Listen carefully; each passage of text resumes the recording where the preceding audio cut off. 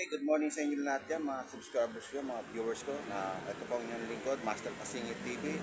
Ngayon, ipapakita ko sa inyo yung aking in-order sa Shopee, yung sunglass na Bluetooth, no? Kasi pag bibili mo to sa mga mall ata, nasa OnePlus siguro to, no? So itong sunglasses na to, guys, in-order ko lang to sa Shopee. Yan, Shopee ko lang to in-order. Ito po guys, di Bluetooth to, no? Bluetooth siya. Ito yung ano niya, ito yung headphone niya. Yan, ito headphone niya guys. Di Bluetooth siya guys, no?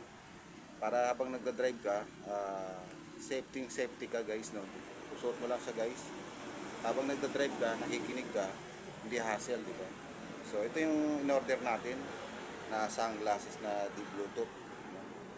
Medyo mababa siya guys. Dati nakita ko to sa TikTok, nasa ata medyo mahal konti. Ngayon 210 lang to.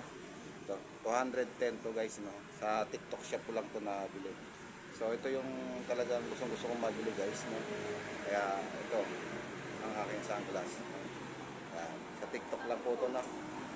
Kaya hanggang dito na lang po. Hanggang sa muli, inyong Master Pasingit TV. Yan. Bye-bye.